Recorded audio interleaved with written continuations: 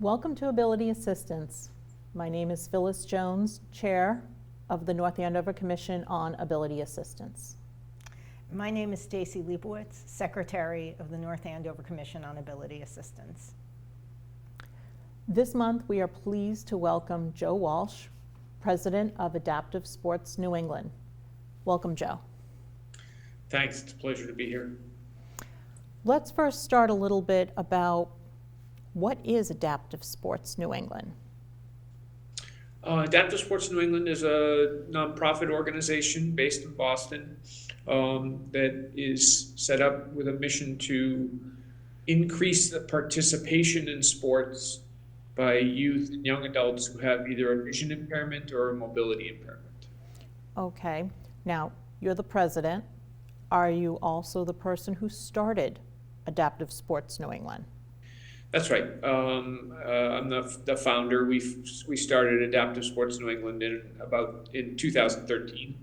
So we've been going for about 8 years now. Can you give us a little history about, what prompted this? Usually anybody who starts or who is connected to a nonprofit of some sort, there's usually a backstory to why. Mm-hmm. The backstory is pretty long, so I'll try and give it a Hey, little bit of okay. an abbreviated. No, take your time because we really it's an extremely impressive backstory, so we want to hear it. Well, I myself am legally blind and grew up that way. I was a kid who played sports when I was younger and had some good experiences with that, although recognized that it was difficult for a kid who had a vision impairment to play some sports. Mm-hmm. I started my career as a baseball player and hockey player, just like most kids about my age in Boston, and those sports were really difficult, obviously, for someone with a vision impairment. Yep. But by the time I got to college, I had switched over to sports like rowing and eventually to cross-country skiing. And I got pretty good at cross-country skiing and ended up racing on the U.S. Paralympic cross-country ski team. That's impressive. Yeah, with some good success, which was fun. Very fun and a real privilege to have the opportunity to do that. So I coached cross-country skiing, and I was very involved with the sport. Took some positions with different nonprofit organizations, including national ones, and eventually ended up with a job working for the U.S. Paralympic Committee as the managing director for Paralympic sport. So I had a great opportunity to see the landscape for Paralympic sport. Paralympic sport is sport as it's practiced at the Paralympic Games, which is the top level competition for athletes who have vision impairment or mobility impairment. So I had the perspective to see that at a national and international level, and quickly recognized that there was a shortage of opportunities for kids at the local level to play, and very unequal across the country. So when I was done with that project in Colorado with the USOPC, I decided that it was important for me to spend some time trying to cultivate opportunities for more kids who were like me, had a disability, and needed a hand up, or needed some additional opportunities to have sports available to them. That's a great story. It's impressive. And so with this organization, what are the types of sports that you offer for people? Yeah, we have a few sports that we actually provide, and then we've got sports that we support, where we will work with anybody who's trying to play a sport and try to figure out what the right opportunity is within the sport that they choose and that they want to try. But the sports that we provide programming in include swimming, track and field. We have a great partnership with community rowing in Boston to offer rowing programs. We sail with community boating also in Boston, and then we play wheelchair basketball. So We've got some good a good core of programs. We think about it sort of as competitive programs, although not necessarily at a competitive level. They can, participants can be at a real recreational level, or we've got some athletes who are nationally ranked and interested in impressive. pursuing a more competitive career as well. Now, you're based in Boston. Uh-huh. We're in North Andover, which is really only 20 minutes to a half hour, I'd like to say up the road, Depending on traffic. depending upon traffic. I was going to say, it depends on what time of day. Yes. But you're not open only to people from Boston. Like if somebody from North Andover or anywhere in eastern Massachusetts per se wants to go into Boston, they're more than welcome to participate.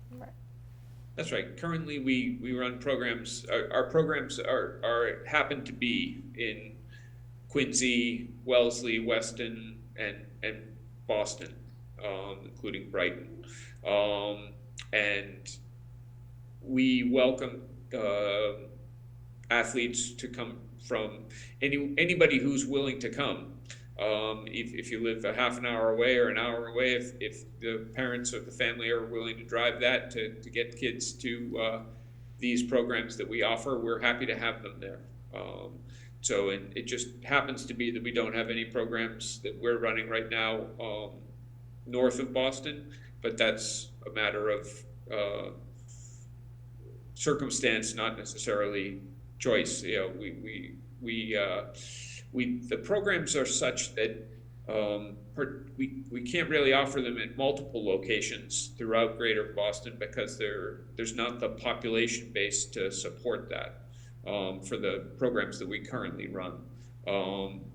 But we continue to look for what are the right opportunities, and if we can find a pocket of kids who want to do a program, then we may initiate a new program someplace where that pocket of kids could get to more easily.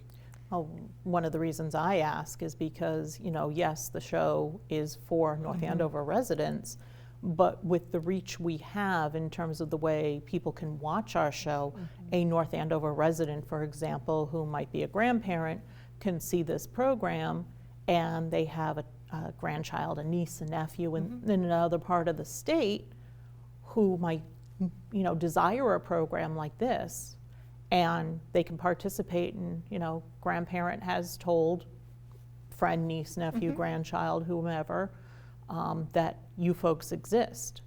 But you are New England. So how do you go from just Boston to New England? Well, I like to say we've got athletes from the A towns. We've got athletes from Arlington, Acton, Andover, and Attleboro, all in our programs, and the surrounding area beyond that. So we do have kids and families who drive in to wherever the locations are to do that. But we also work with groups like the Massachusetts Interscholastic Athletic Association, the MIAA, which is the high school athletic association for Massachusetts, and we've worked in the past with the Maine Principals Association, which provides the same services as the MIAA. They oversee and govern sports throughout the state for high school competition. So our influence is on those programs as well. We've created rules and protocols for how athletes with vision impairments or mobility impairments can participate in school sports, and open the door in select sports for some real access sports, including swimming and track and field and tennis. And we work with athletes and coaches and athletic directors on whatever sport the athlete chooses to try to go out for, to try and be part of. We'll try and help them out on that. There certainly are sports that are more flexible and more adaptable than others, and we try and promote those opportunities to kids throughout. But we also take phone calls from across the region to try and work with families to find opportunities. There's a wide network of organizations that provide adaptive sports throughout New England. There's maybe 25 or 30 organizations that have a mission similar to ours, where they're serving a population of kids kids and adults who have disabilities. A lot of them are based at the mountains, where there's ski opportunities, or in the summertime, outdoor recreation opportunities. But there's also organizations like the North Andover YMCA, where they play wheelchair basketball on Monday nights. Not the entire year round, but certain times of the year they're playing wheelchair basketball there. They've got the resources.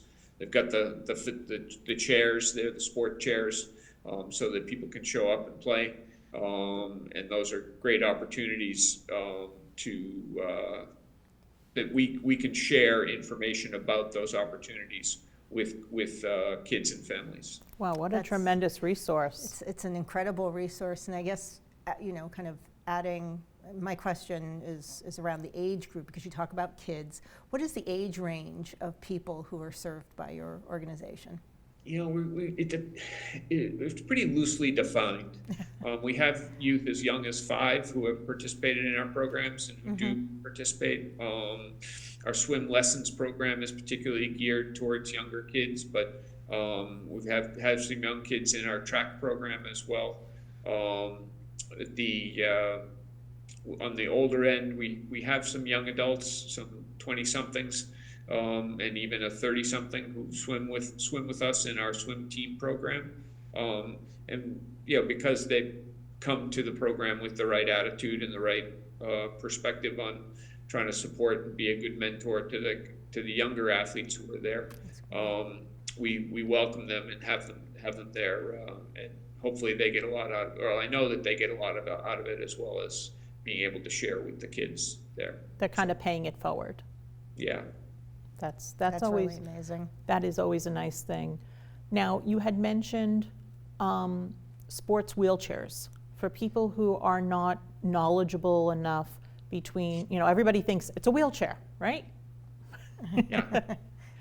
It's not the kind of wheelchair it's not the same kind of wheelchair as you see at the airport, nor the kind that you see at the hospital. Right. So it's more a piece of sporting equipment. It's a more piece of an athletic equipment than it is a piece of medical equipment. It's the difference between wearing a pair of running shoes versus wearing your topsiders.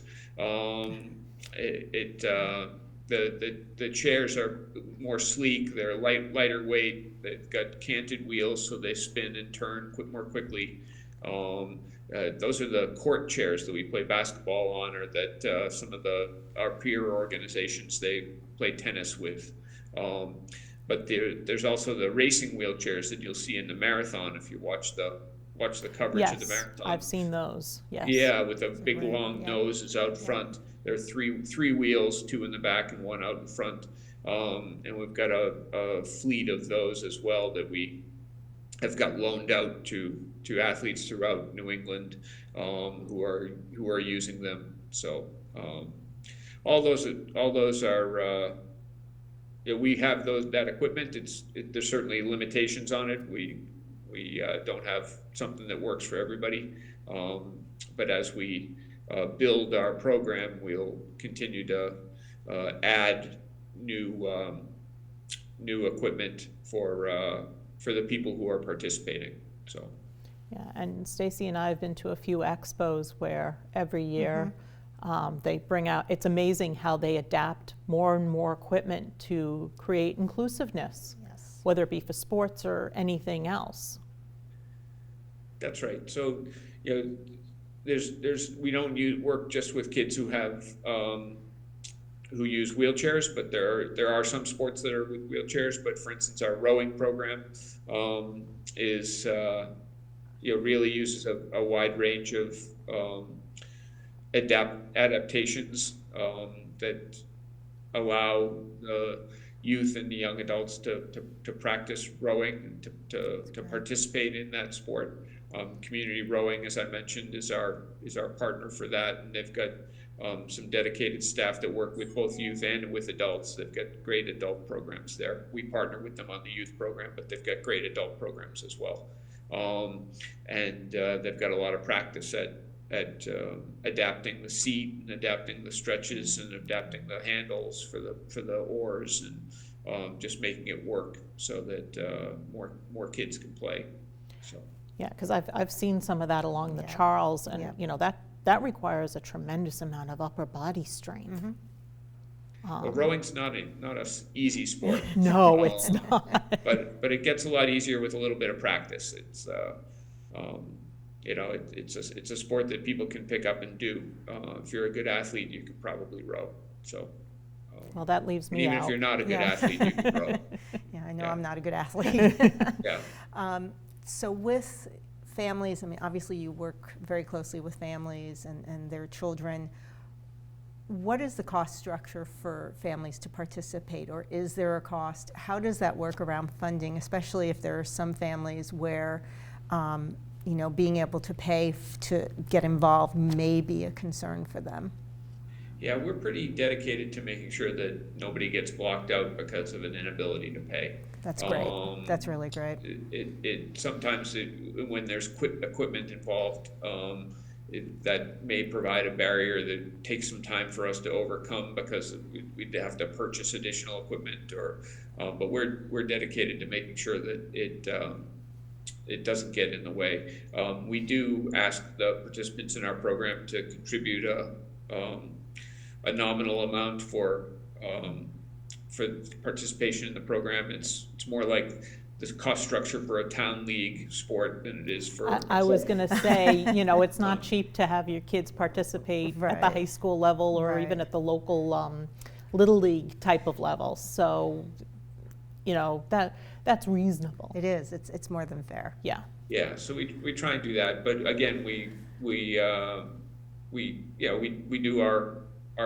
we get our funding from other sources as well to make sure that the burden isn't too heavy, because our programs are very high ratio from our coaches to athletes. Depending on what particular program it is, it can be anywhere from 1-to-1 to 1 to 7 or 8, but it's a very high ratio, intensive with coaches to athletes, so they can get their more specialized programs. So it does cost us a lot of money to run the programs, but we've got good sources. So That's good. Now, the coaches, are they typically either have the same types of impairments as the kids have because they're able to mentor that way, or do they, are they just coaches who happen to know a particular program? yeah, in a lot of cases, our coaches are current or former athletes who have disabilities. Our wheelchair basketball player, That's our fantastic. Yes. Right. basketball coach played for University of Missouri and in a wheelchair basketball team at college, and our swim coach is a Paralympic gold medalist, and so we've got great role models as well as knowledgeable And leaders. I think Yeah. that's important because, it's a, well. You're you modeling can, the behavior. Exactly. You can do it, And as mentoring. opposed to Right. you've There's got somebody there's- who's been there. You don't have that limitation. It's like, hey, if he can do it or she can do it, I can do it. So it adds that Exactly. extra layer, which is really so critical. Exactly. We do have other coaches as well, though, who are people who don't have disabilities but just have learned the ropes, and we welcome them too. They add a good value to our program. I don't sure want to they scare do. off anybody by letting them think that you have to have a disability in order to be involved, because that's definitely not the case. No, and it shows inclusiveness. Yes. Yes. Which brings me to my next question. When we had done our pre-show conversation, you had mentioned that you have, for example, if brother has, a impairment and needs to be in a wheelchair to play basketball, but sister doesn't have that sort of issues, that sister can participate in the wheelchairs, and she's participating at the same level, that you give the ability for the kids to play together, for lack of a better term. Yeah, that's our goal. I mean, our goal is to build community and be inclusive. And so we do have siblings who are playing, or even friends who come to play in wheelchair basketball. That's less common in some of the individual sports. Which makes the, sense Right, if the it's wheelchair individual. racing, but Yeah. but for the team sports, it works out really well because it gives us the opportunity to be inclusive, and it fills out the floor for us. It makes sure that there's enough players who are there. And I think that that's the same, like up at the Andover, North Andover Y, when they play wheelchair basketball, they've got the same kind of setup. And I think that's so important because, yeah. you don't want to build populations where you can only go here and you can only go Right. there. It's the inclusiveness It's of, really so important. I mean, it's great to be able to see siblings together and then friends, because that just builds more, as you were saying, Joe, a community of Yeah. people. And hopefully that's a lesson for other people moving forward, not just even in sports, but in other areas Yeah. as far as building inclusivity. just life itself. Yeah. Just life itself. Historically, we've worked with we're not currently working with them, but we've worked with the Boys and Girls Clubs, of Yep. Dorchester and the Boys and Girls Clubs of Boston. And they've actually purchased basketball wheelchairs to play with. And they've got kids, groups of kids that play once a week and play wheelchair basketball, but none of them have disabilities. But the objective there is to get the kids to, when they do see a peer who is using a wheelchair, their question is, where do you play basketball? Not Can what Can you? happened, Yeah. Yeah. or not what's wrong with you, but where do you play basketball? And Or do you play basketball? So that there's inclusive and a recognition of the capacity of kids who have disabilities to continue to contribute to society and do some of the same things that their peers do. And I think to piggyback on that, when you have somebody who doesn't have a disability who is participating in, Yes. for example, a wheelchair event, they're kind of getting a bird's eye view of being in the wheelchair and actually participating. And so I think, again, there's that universal understanding. Then everybody, we're all the same in a lot of ways. We all want to do the same things, but then you're understanding what that accessibility is, what it's, it's not exactly what is it like, but you're getting sort of a feel for what somebody else is doing. And again, that and builds more inclusivity. And it also can build a symbiotic relationship. Exactly. One of our state representatives, Christina Minacucci, used to run in the Boston Marathon. And she was always, she had spoken and told me about how, like you mentioned beforehand, the wheelchair racers who have somebody in the back, and somebody in the front. And it's not that the person running at the back of the wheelchair is doing all the work. They're doing it in a symbiotic relationship together in order to get Yep. it done. Yeah, there are some athletes who require a little extra support in the in doing road races, but many of the athletes, most of the athletes who are competing in an event at the level of the Boston Marathon, or even local 5K or 10K road races, they're going on their own. They're out there in a wheelchair by themselves, and we create the structure so that they can do that without interfering with the runners, and that the runners aren't interfering with them because they move at different speeds, and it's a little bit different. And different but- angling, I would assume, as well. That's right. It's difficult to have too many merged all together, especially with the crowds. When Yes. it's a really busy race. Safety issue. Yeah, we do it on the track with the high school athletes. We'll put the athletes who have using the wheelchairs on the track with the foot runners, but with enough awareness that no one's gonna get tripped up by that. So That takes a lot of training, too. Oh, I'm sure the coordination yeah. around that Yeah. is huge. Yeah, those kids are well practiced. They're not doing it for the first time. and it's probably taking more coordination than the average dancer, to make sure that they're not Absolutely. bumping into each other. It's much more intensive than a bunch of kids performing on stage dancing. And I'm sure my daughter's going to throw something at me any minute now. Yeah, I'm not sure I'd make that comparison, but I think that they do work really hard. It does take some work, Yes. for sure. No, that's fantastic. Now, you'd mentioned you work with the Andover, or you refer kids over to the Andover, North Andover YMCA for some of their programs. And you had also mentioned that parents can reach out to you, the schools can reach out to you. And let's just say they're reaching out to you about an issue that's a little bit outside your wheelhouse. How do you normally handle that? Well, because our organization's called Adaptive Sports New England, we'll get questions on a pretty wide range of sports. Some of which are we're more expert at than others, or we'll get questions about individuals who have different types of disabilities. We just do the best that we can with that. It's not we're not necessarily always going to have the right answers, but we'll try and network them to our best sources. No, that's great, because that's the other big thing too. Mm-hmm. You might see somebody who says, I need X, whatever X is. Right.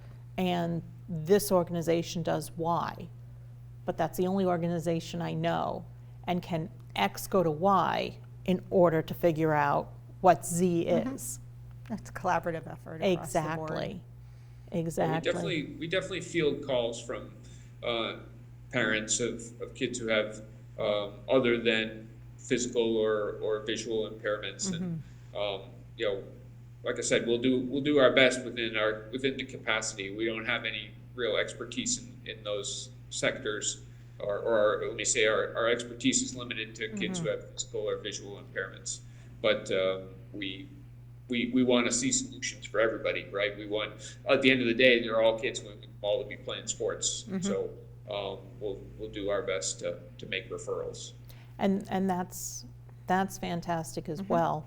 Now, we had discussed, you take the kids who are both with physical limitations or with visual impairments, and you stick to that area because you don't want to step on other toes, because there are other programs out there.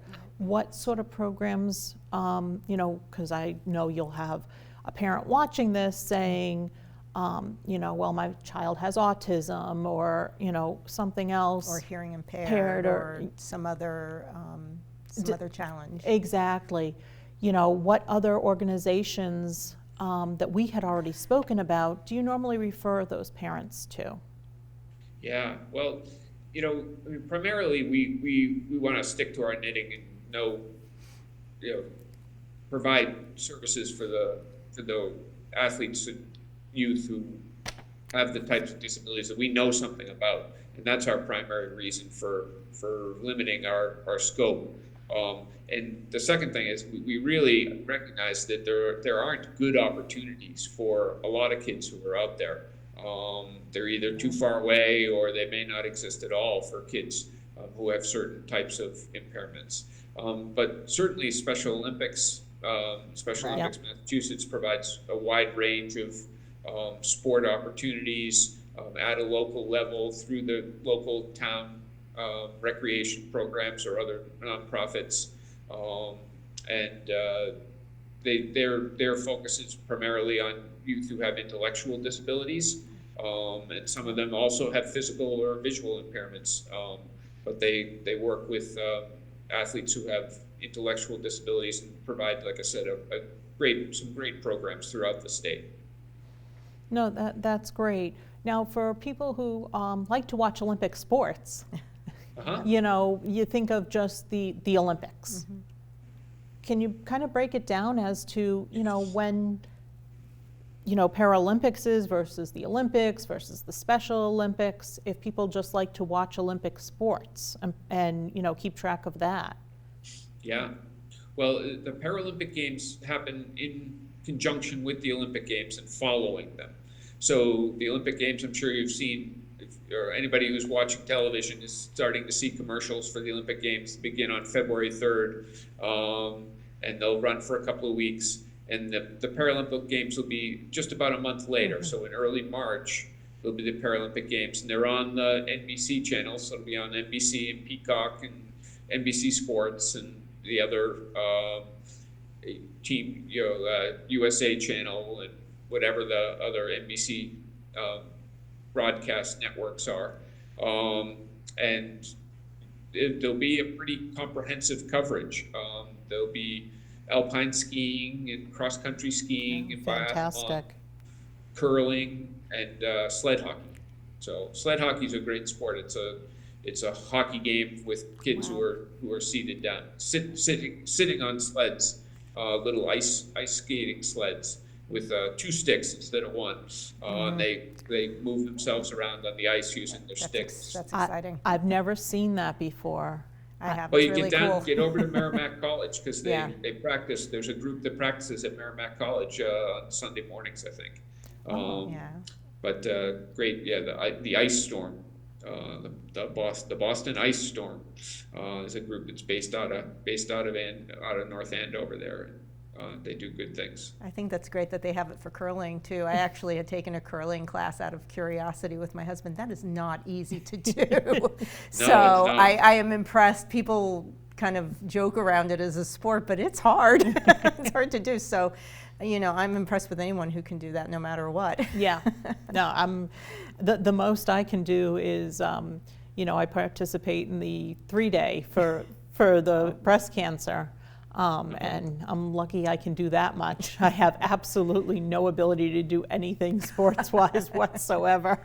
Well, that's a pretty big accomplishment. Those 3-day walks. That's a lot. That's a big undertaking, and shows a lot of fitness. That is, and I think I've actually seen a few people do it in a sports wheelchair as well. Not very often. I wish I could see more of that, and have more people participate in that type of a way. But I think I have seen once or twice. I've done that for, oh my goodness, 4 or 5 different walks. So, But I think that's something to look for, though. When you look at a place like, Adaptive Sports New England, that's sort of the gateway there in many ways, that if you do have people who have disabilities and don't working together in sports, why can't it be for fundraising and for other things? So I think that's a real opportunity in a lot of ways. To help bridge that gap. Yeah. I have a question about, and I don't know if we touched on this, consulting services through, Truly New England, through your organization. Do you do consulting individually with families? Is there anything that you do around that? We field awful lot of calls. We don't have a so formal that's consulting business, but we'll take phone calls and do our best for anybody who gives us a ring. So that's good to know. Maybe we should make sure that the principals up in this area are aware.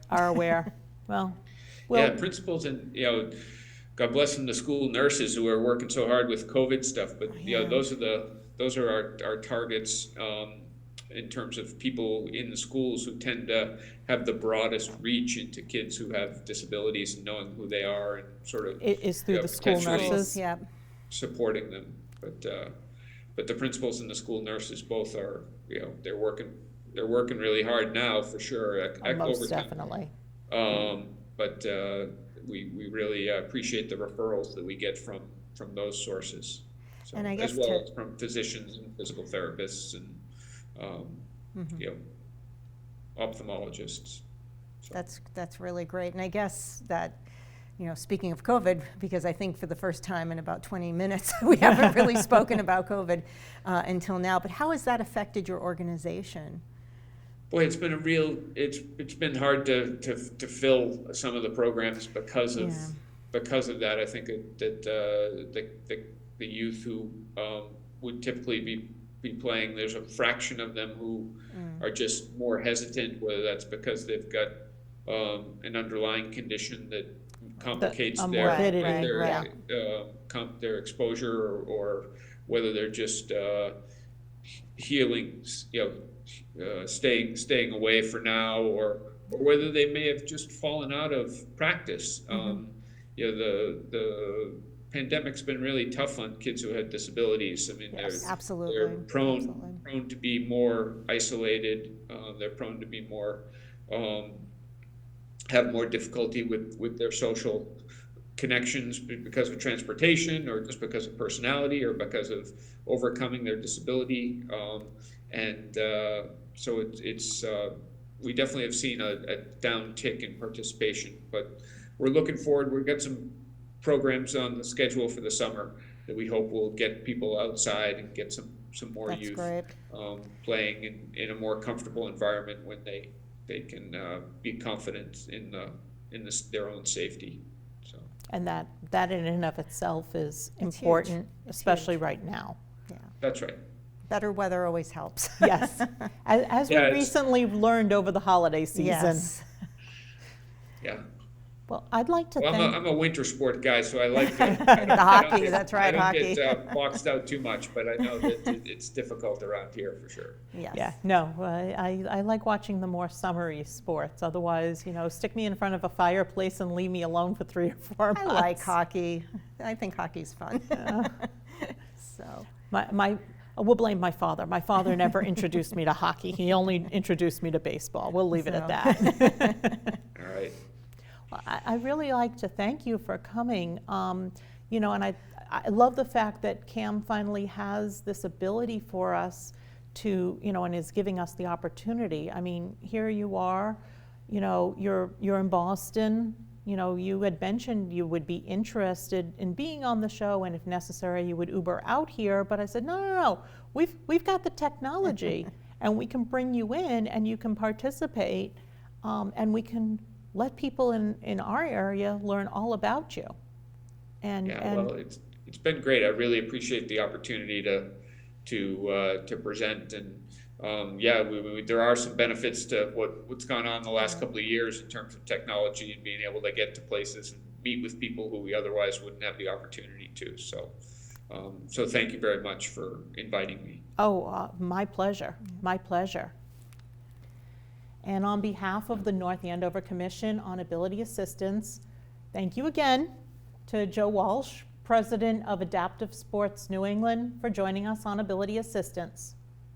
You can learn more about Adaptive Sports New England by going to their website at www.adaptivesport. I can't even read my own handwriting. adaptivesportsne.org.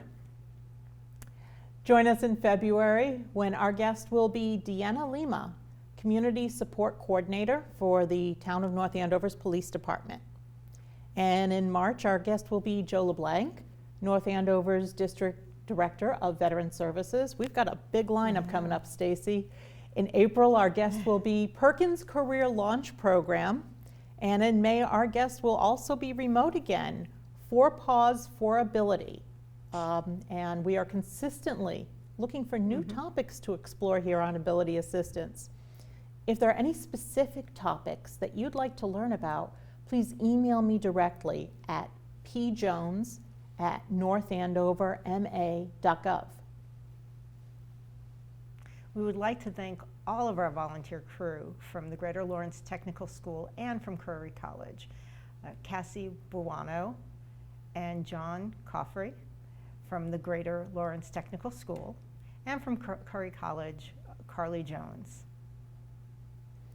In addition to watching through your cable station, you can watch all of our programs on demand via YouTube, the Cablecast app through Roku and Apple TV, North Andover CAM's website, and we also always roll this out via podcast on Podbean.